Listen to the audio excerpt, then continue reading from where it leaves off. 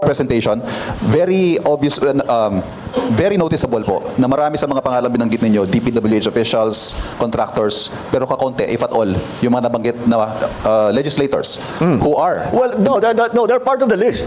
We'll give you the complete list. I just didn't go through them because there are like 37 of them. So you'll get, as I said, you'll get a briefer, which will give you more detail on all of the things that I've said today. Is the speaker included, former speaker included in the list, sir? I don't think so because the only evidence that has been made against him is in the Senate. So I don't know. No, with the speaker, no, not as yet, not as yet. If something else comes out, then he might have to be answerable for something. So again, we don't file cases for optics. We file cases to put people in jail or to make people answer. I know that there are many suggestions of who else we should file cases against. Well, we're fine with that. Provide us the evidence and we will file cases against them. Kaya sinabi ko, napakahalaga yung sumbong sa Pangulo dahil marami kaming nakukuhang impormasyon dyan. So, pagpatuloy ninyo yung inyong pagsumbong. Okay, magandang araw po sa inyo lahat and welcome po ulit dito sa ating YouTube Tabunan PH channel mga kababayan. Nandito ulit tayo para sa ating panibagong reaction video ngayon. Ito mga kababayan, yan, napakinggan ninyo yung video. Itong video na ito mga kababayan, press conference ito noong November 13, 2025. Ilang araw bago nagkaroon ng 3-day INC rally, pero of course 2 days na lang. Yung nangyaring INC rally ay 2 days na lang. Nag-cancel na sila nung pangatlong araw. Pero bago nagkaroon ng INC rally mga kababayan, nung Friday, November 14. Ito November 13, November 14, Friday, nagkaroon ng Senate Blue Ribbon Committee hearing at yung araw na iyon mga kababayan, naglabas si Zaldico yung first part ng kanyang video. So, anong pag-uusapan natin dito ngayon?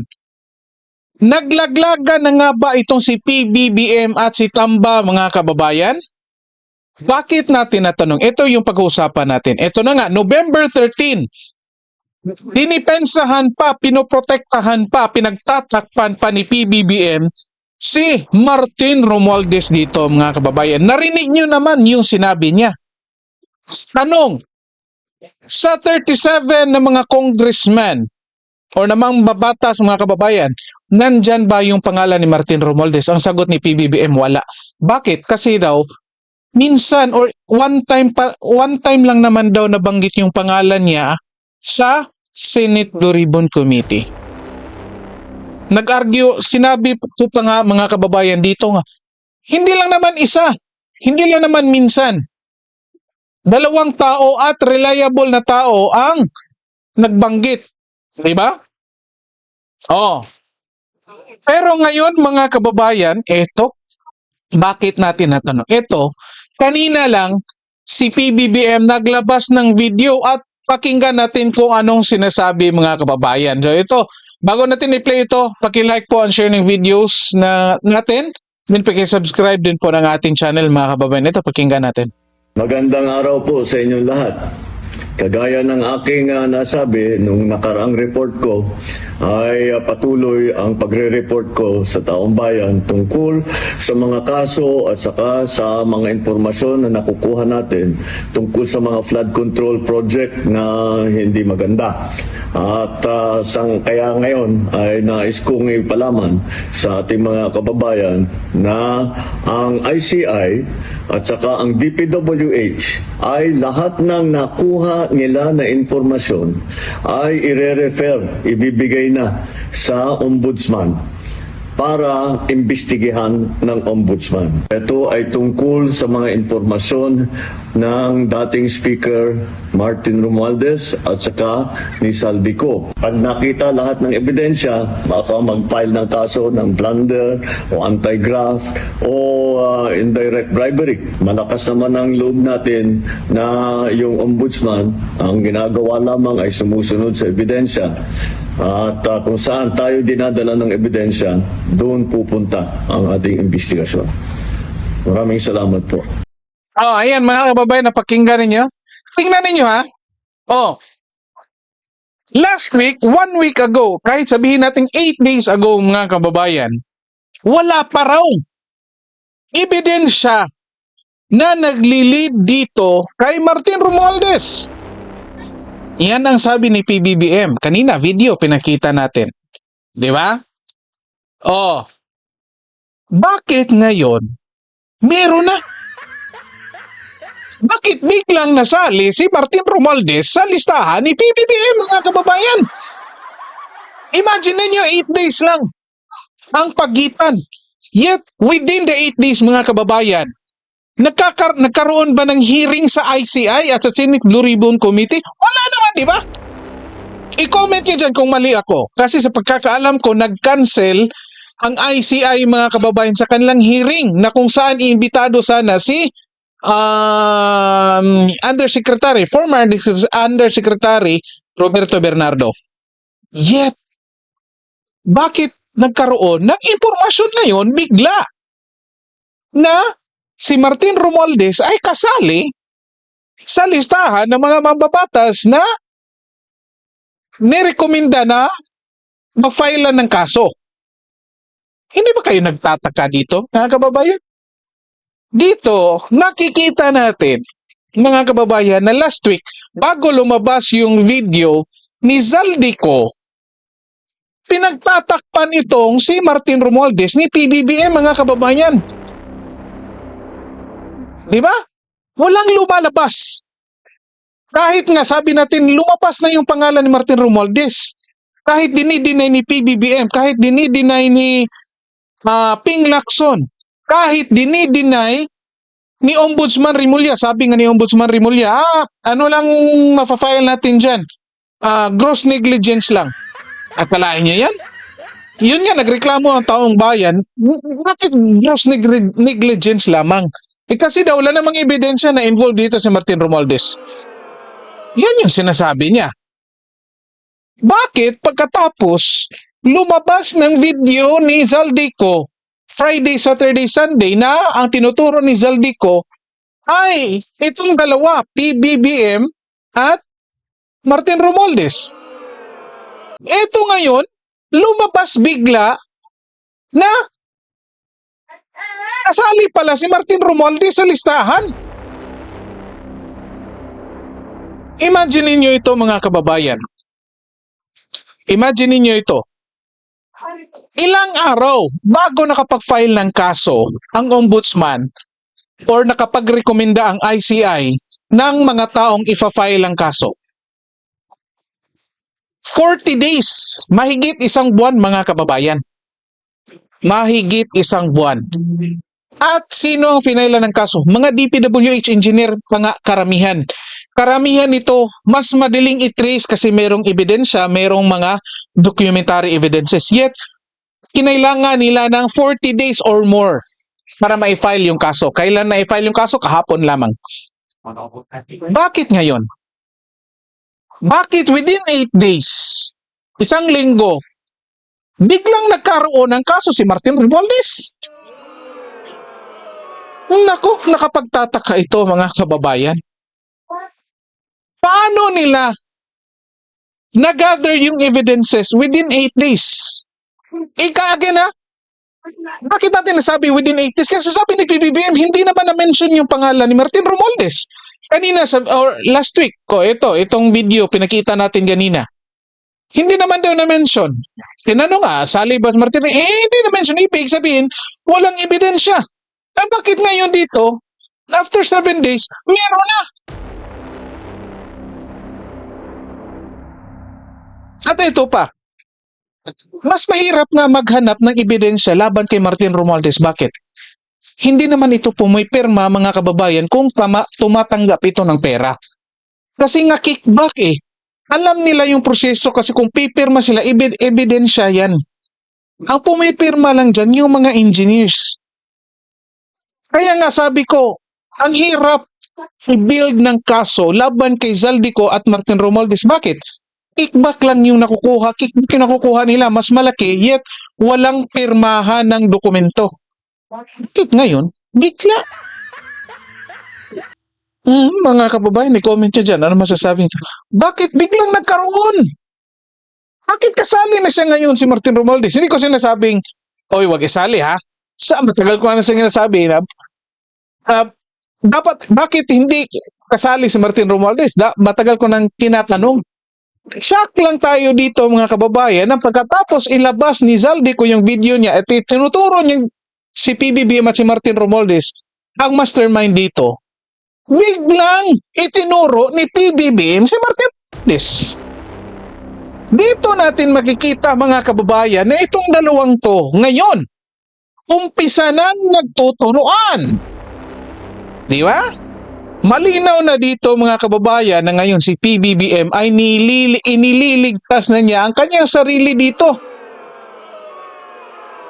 Kasi sabi nga natin, medyo mahirap paniwalaan ito. Sinasabi ni PBBM, sinasabi ni Ping na hindi alam ni PBBM ito. Imagine niyo mga kababayan, kung ikaw si Zaldico, nagpadala ka ng pera, binigay sa tauhan ni PBBM, tapos close kayo ni PBBM, huwag mong sabihin sa akin, hindi ka magtatanong kay PBBM kung natanggap niya ba yung pinadala mong maleta na ang laman ay pera. Common sense magsasabi sa atin mga kababayan, of course tatanungin mo, sir, natanggap mo ba yung pinadala ko? Diba? Huwag mong sabihin na patapos mong magpadala ng pera, walang pirmahan, maleta lang, binigay mo sa driver nila, i-expect mo na dadalhin ng driver doon, automatic na yun. Diba? Wala ka na pakialam doon pagkatapos nun. Medyo mahirap paniwalaan mga kababayan, di ba? So kaya nga hindi tayo naniniwala na wala siyang alam mga kababayan. Naghahanap lang sila ng fall guy dito kaya ang tinuturo yung USEC niya, si ES Bersamin, USEC Bersamin at si Amina Pangandaman. Fall guy yung hinahanap dito mga kababayan. Pero ito ngayon malinaw. Nagtuturoan na, naglaglagan na itong si PBBM at si Tamba mga kababayan. Hintay tayo mga kababayan kasi mukhang mayroon ding ilalabas si Martin Romualdez dito. Ito, tingnan natin ito. May statement siya pinalabas dito. Ayan basahin natin ito. Statement niya ito. Pinost ito ng Billionaire News Channel. Hindi ko ito gawa-gawa mga kababayan na baka isipin nyo gawa-gawa ko ito. Post ito. Ayan na nga may logo ng Billionaire News Channel. Basahin natin. I willingly submitted myself to the ICS fact-finding process, appeared voluntarily, and remained in the country. Throughout all these proceedings, no sworn or credible evidence has ever linked me to any irregularity, and again, my conscience remains clear. It's now with the Ombudsman. I trust in the Ombudsman, impartial and thorough review and evaluation. I do so with confidence that a fair and complete assessment of the record will reflect the truth. Bakit nasabi ko, teka, hindi ko naipakita mga kababayan. Sorry. Ayan. Ako lang palang nagbabasa. Ayan again, basahin nyo. Ibasa ko na. Sorry. Hindi ko naipakita. Ayan. Anong ibig sabihin nito? Ibig sabihin mga kababayan, willing si Martin Romualdez. Ito yung nakikita ko, willing siya. Maglabas ng informasyon. Malinis lang yung pangalan niya dito. Until now, sinasabi niya, dinideny niya. My conscience remains clear. Which all of us, mga kababayan, I think lahat tayo, duda sa kanyang sinasabing my conscience remains clear. Kasi yung best friend naman niya ang nagturo sa kanya. Ngayon si PBBM tinuro siya. Ang hinihintay lang natin ngayon mga kababayan, kung kailan magsalita itong si Martin Romualdez at ituro itong si PBBM. Kasi wala nang ibang exit point dito si Martin Romualdez mga kababayan, kundi ituro yung kanyang pinsan na presidente ng bansa. Yan kasi yung mas logical na aksyon na pwede niyang gawin. Compared kung ituturo niya si VP Sara, yung mga tao talaga hindi ba niniwala? Kasi nga si VP Sara ang unang nagbulgar dito. At bad blood ito, dalawang to. So unlikely mga kababayan na ituro niya si VP Sara. At unlikely din na ituturo niya si Zaldico, kasi common sense na magsasabi sa atin, hindi kayang gawin ni Zaldico ito. And ito pa, ang mali ni Ping mga kababayan, kinumpirma niya dito yung pahayag ni Zaldico na nag-insert ng 100 billion. So, ibig sabihin, totoo ang sinasabi ni Zaldico. So, nakakatakot na itong nangyayari dito ngayon mga kababayan, kasi ito nga, unang-una, pinagtakpan, halatang-halata mga kababayan na talagang pinagtakpan ni PBBM itong si Martin Romualdez. Ang ICI nagtatakip dito, ang Ombudsman, ang Senate Blue Ribbon Committee nagtatakip dito mga kababayan kay Martin Romualdez. Ngayon, itinuro na sila, lumabas bigla ang pangalan ni Martin Romualdez at agad-agad mayroon ng rekomendasyon kung anong kasong ipa-file laban sa kanila. So, ibig sabihin, mayroon ng impormasyon dyan, hindi lang nila inilabas. At ngayon sila na itinuturo, ngayon lang nila inilabas na. Kasi ipit na mga kababayan. Ganyan ang nangyayari dito kay PBBM. Kaya napilitan siyang pinaimbestigahan itong mga anomalya sa DPWH, lalong-lalo na itong flood control, mga kababayan. Kasi ipit na. Oh, di ba magyabang ka pa naman, mayroong 5,500 flood control projects, ilang araw, binagyo, ayan, booking. Idiipit ka, edi kailangan mong kunwari magpa-imbestiga. Hindi mo lang alam, papunta na pala sa iyo ito. Ganito ang nangyari dito sa flood control mga kababayan. Dito halatang halata na itong si PBBM, talagang mayroong pinagtatakpan ng ICI, kinokontrol yung narrative. Tama si VP Sara dito mga kababayan. Anyway, i-comment nyo dyan kung anong masasabi nyo dito. Dito na po muna tayo. Paki-like po and share ng videos natin. Then paki-subscribe din po ng ating channel. Okay, maraming salamat sa lahat at magandang araw po sa inyo. Ay, mali tuloy.